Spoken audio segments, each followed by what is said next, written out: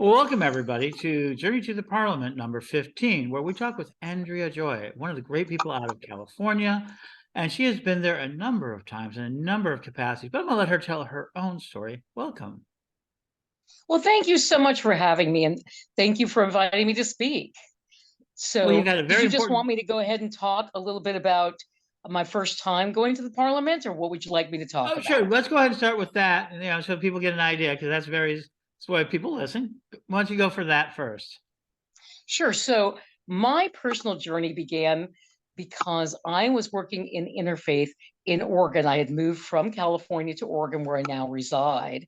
And there was somebody who was involved quite a lot with the Parliament of World Religions, that I was one of my interfaith people.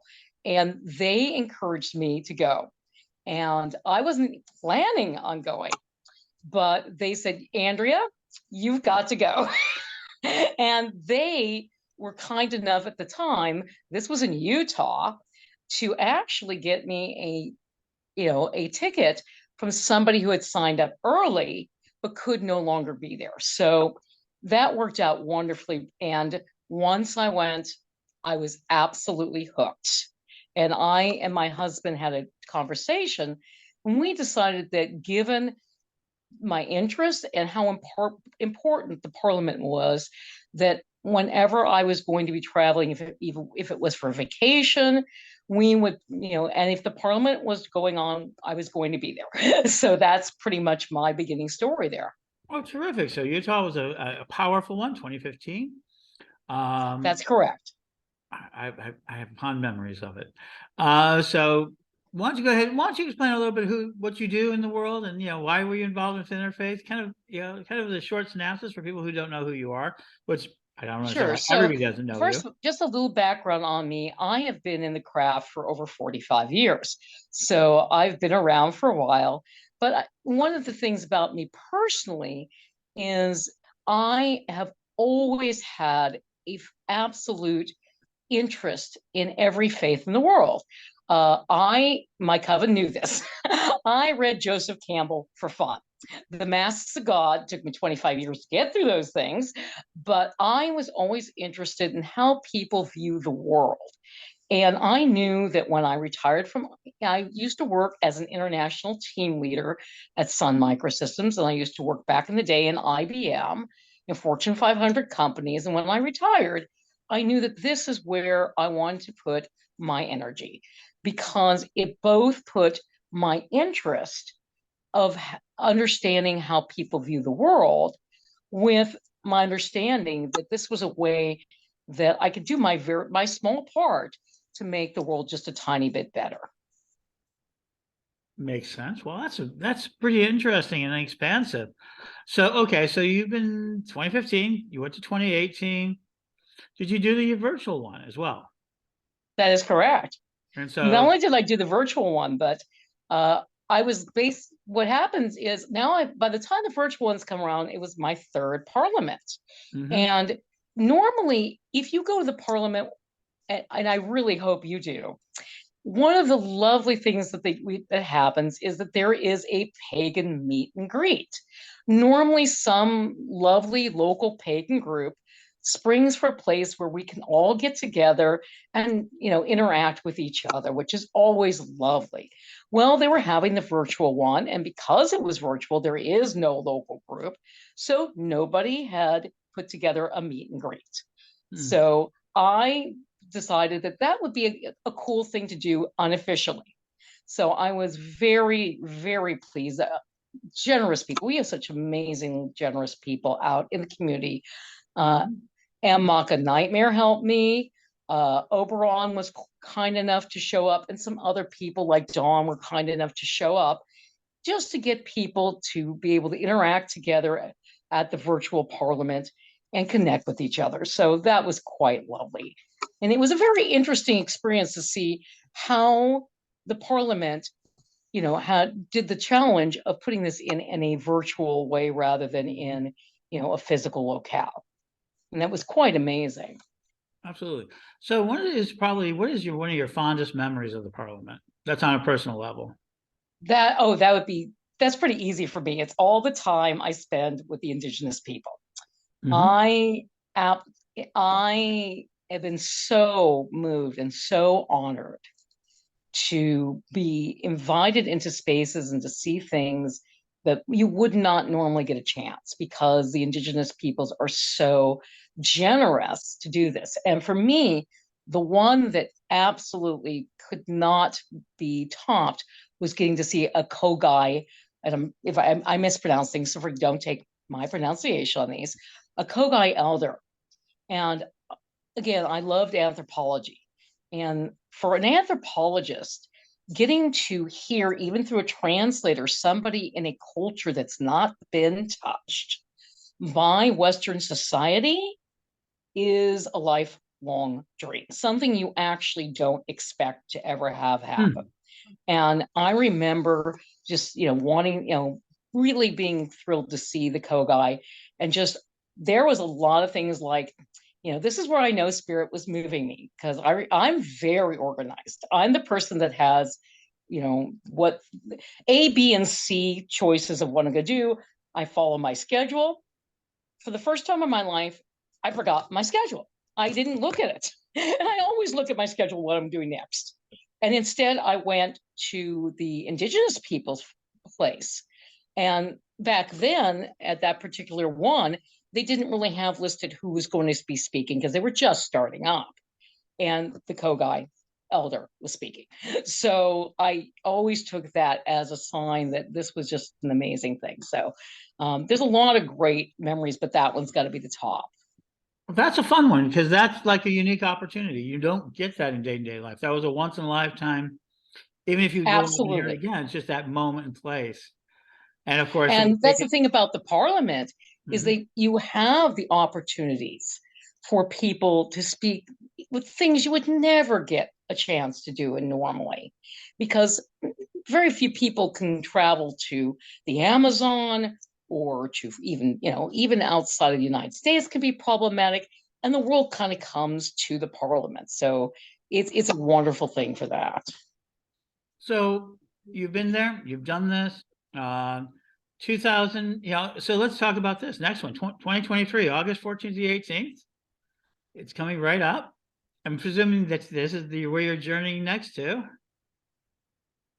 And so let me go ahead and talk about one of the things this time they're taking on a different tack. They're going to be at the McCormick Center, which is a huge place. I know it so well. But they are now, instead of like a lot of times it's about compassion and everything else, but they're now confidence and passion. Their theme is defending freedom and human rights. I think that's a very interesting one. I think it's a much more, I don't know, assertive language than they've had in the past. So, any thoughts on that? Well, I think that all of us would be, I think all of us are well aware that there are a lot of challenges right now. Hmm. And I think that the parliament is also well aware that there are a lot of challenges right now in the world and wants to be a voice of both hope and also be honest about the fact that we've got a lot of challenges. So to me, I think that this particular parliament is even more important than even ones in the past. Just because, the parliament works on a lot of things. You were talking about the justice stuff, but they also work on climate change and a whole other things. Well, there's a lot of things we can look in the world right now that I believe a lot of us would say that's just not just. I'm not going to name specific. I let that up to people. And I think it's super important that in Chicago, we're getting together. There's a lot of really important people that come to the parliament and people listen to their faith leaders. So Hmm. I think it's a really great thing that when faith leaders come together in this way, it sends a very strong message. I And think so you too. probably are aware that, the parliament just put out the women's task force just put a very powerful statement out about what's going on in Iran as a great example of the kind Hmm. of thing that I would be very surprised does not happen in Chicago. Just saying that, hey, basically saying we believe that that they need to be removed from the United Nations because of the way they're treating women. So that's a really strong statement. And it's the Hmm. kind of thing where, the people who go to the parliament do have influence. So I think we're going to be seeing a lot of really important issues being talked about at the parliament, plus I, having fun at the same time. right. I think that was true. Like 2015 was a very Yep. strong statement. That had a lot more impact on a lot of people because that was very much the stand of the parliament to do women, earth, and always for people who are into the rights of indigenous people, they are always representative in the local areas. Always, and it'll be very interesting because in Chicago, we have a large community. Of some of it they came in, some of it from ages ago. So it's always an interesting process. And another thing about Chicago, of course, is that's where the parliament came back. So Hmm.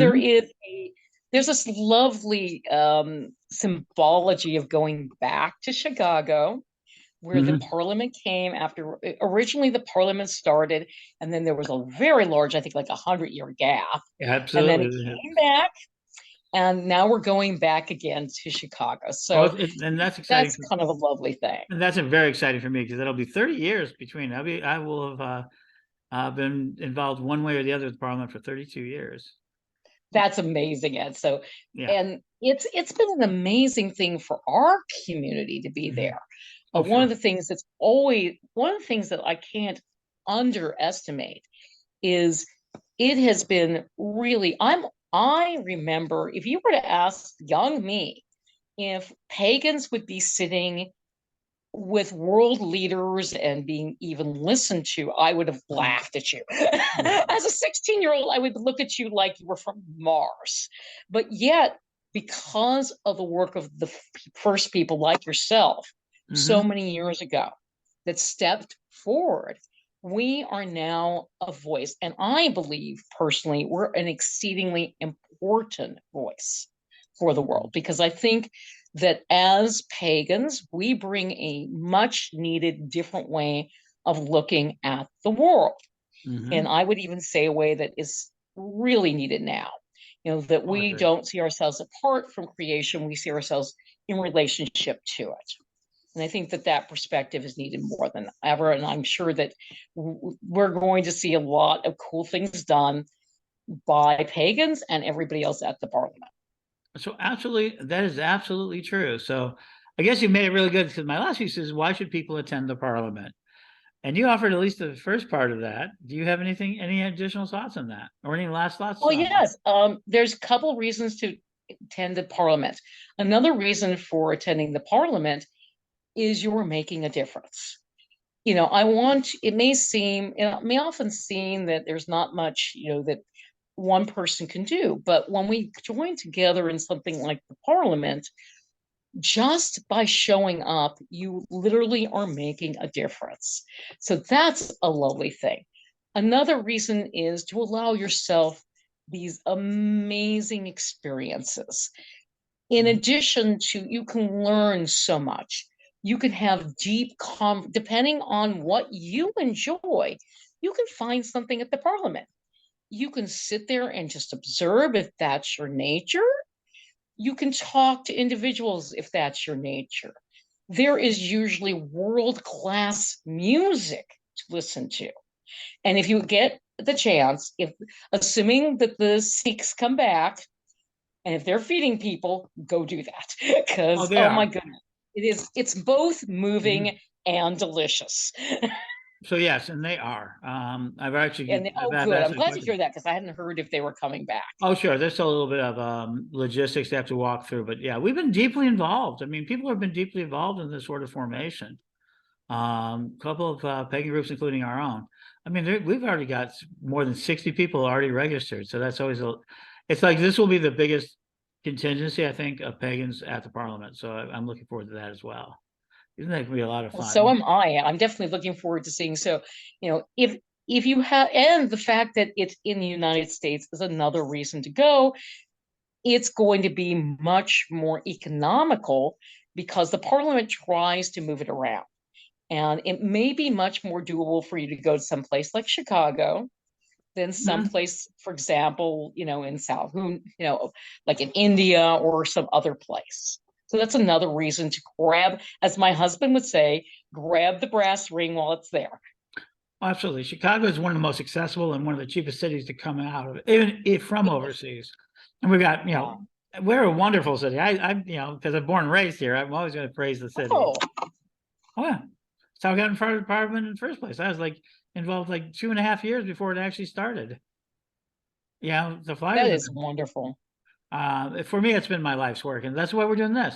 And so, well, so thank you so much. We're looking forward to meeting Andrea at the Parliament. Well, And, yes. huh? I look forward to seeing you at the Parliament, and I hope I see so many of the people listening to this at the Parliament. If you see me, come up and say hello. She'll take selfies. All right, folks. This has been another great journey to the Parliament, and as it from past to present to future, let us all see you there, and thank you.